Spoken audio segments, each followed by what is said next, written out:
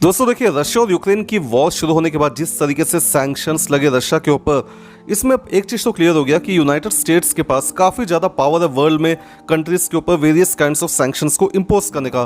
भले ही वो financial sanction हो, इकोनॉमिक सैंक्शन हो, जो भी सैंक्शन हो। तो इसी चीज़ को कंसिडर करते हुए काफ़ी कंट्रीज़ ने रियलाइज़ किया कि ये ओवरली डिपेंडेंट है यूनाइटेड स्टेट्स के ऊपर। अब रिसेंटली होता यह है कि इवन रशिया के फॉरेन मिनिस्टर मिस्टर सर्गी लैवरोव ये जब लैटिन अमेरिका की ट्रिप पे है तो कुछ कंट्रीज विजिट करते हैं जैसे कि वेनेजुएला वगैरह, और ये कहते हैं अपने कुछ इंटरव्यूज में कि वर्ल्ड में जो कंट्रीज है उनको यूनाइट होना चाहिए और ये जो वेस्टर्न ब्लैकमेल है इसके अगेंस्ट में इनको एक अपनी खुद की यूनिटी बनाना चाहिए, अपनी खुद की एक यूनियन फॉर्म करना चाहिए। मिस्टर साहब ये भी कहते हैं कि देखिए, ये रशिया और यूक्रेन की वॉर जो चल रही है इसको ये according to principles of United nation charter ये सॉल्व करना चाहते हैं। एट द सेम टाइम ये इंपॉर्टेंस देते हैं एक मल्टीपोलर वर्ल्ड को, एक मल्टीपोलर वर्ल्ड की ये काफ़ी ज़्यादा इंपॉर्टेंस देते हैं रैदर देन यूनिपोलर और बाईपोलर वर्ल्ड जहाँ पर सिर्फ एक कंट्री या दो कंट्रीज के पास सिर्फ पावर हो।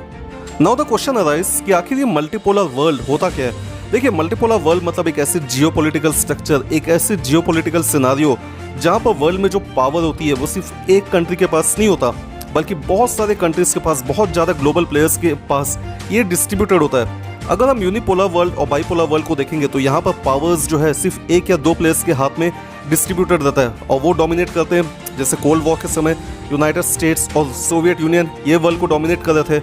अब ऐसे डोमिनेशन के कंपेयर में, कॉन्ट्रास्ट में अगर हम मल्टीपोलर की बात करेंगे तो मल्टीपोलर मतलब मल्टीपल कंट्रीज के हाथ में सिग्निफिकेंट इकोनॉमिक, मिलिट्री और पॉलिटिकल इन्फ्लुएंस होगी।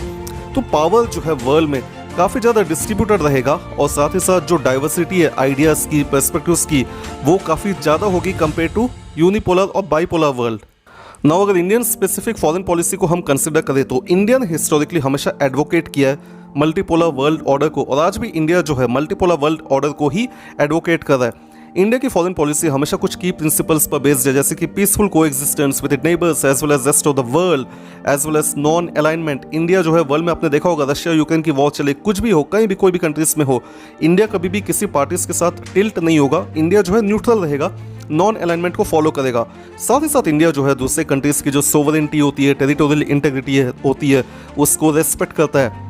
इंडिया हमेशा जो डेवलपिंग वर्ल्ड है उसकी लीडरशिप रोल को प्ले कर रहा है। साथ ही साथ इंडिया हमेशा एक फेयर इंटरनेशनल सिस्टम को पुश कर रहा है। काफ़ी लंबे समय से हम देख रहे हैं कि इंडिया जो है यूनाइटेड नेशन सिक्योरिटी काउंसिल में काफ़ी रिफॉर्म्स के लिए भी कोशिश कर रहा है, उसके लिए वॉइस उठा रहा है। क्योंकि देखिए, आज अगर यूनाइटेड नेशन सिक्योरिटी काउंसिल को देखेंगे तो इंडिया जो है world one of the world's largest populated country है, और ऐसे सिचुएशन में इंडिया ही उसका परमानेंट मेंबर नहीं है। और जिस तरीके से United nation security council operate करती है, ये एट प्रेजेंट जो जियोपॉलिटिकल रियलिटीज़ है, जो चेंजेस हो रही है 21st सेंचुरी में, उसको कोप अप नहीं कर पा रहा है। तो इसलिए काफ़ी ज़्यादा जरूरी कि आज के समय यूनाइटेड नेशन सिक्योरिटी काउंसिल काफ़ी रिफॉर्म हो और यहाँ पर ज़्यादा रिप्रेजेंटेशन मिले डेवलपिंग कंट्रीज़ को भी, और इसके लिए इंडिया हमेशा अपनी वॉइस को उठा रहा है। इंडिया हमेशा अपनी जो रिलेशनशिप है मेजर पावर्स जो होते हैं वर्ल्ड में जैसे कि United states, Russia, China, Japan, इनके साथ काफ़ी ज़्यादा अपनी रिलेशनशिप को स्ट्रॉन्ग रखता है। Not only this 4 countries but rest of the world also.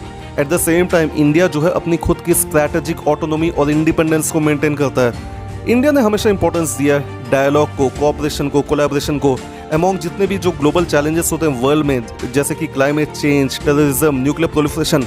India का हमेशा ऑप्शन होता है कि हमेशा जो डिस्प्यूट्स होते हैं इसको डायलॉग हो गया, डिप्लोमेसी हो गया, उससे आप जितना ज़्यादा से ज़्यादा हो सके आप इसको रिजॉल्व करने की कोशिश करो। लेकिन अगर एडवर्स सिचुएशन में वॉर अगर होता भी है, जैसे पास में हमने देखा इंडिया और पाकिस्तान की वॉर हुई, इंडिया और चाइना की वॉर हुई, तो कुछ एडवर्स सिचुएशन में देखिए वॉर जब होता है तो इंडिया को प्रिपेयर तो होना पड़ेगा। बट अगर आप इंडियन पर्सपेक्टिव से देखोगे, इंडिया हमेशा इस डायलॉग एंड डिप्लोमेसी पर ही बिलीव करता है। तो ओवरऑल अगर इंडिया की फॉरेन पॉलिसी को हम देखें तो इंडिया की फॉरेन पॉलिसी हमेशा एक कमिटमेंट को रिफ्लेक्ट करती है एक मल्टीपोलर वर्ल्ड ऑर्डर के लिए, जहां पर की प्रिंसिपल्स होंगे equality, mutual respect and shared responsibility.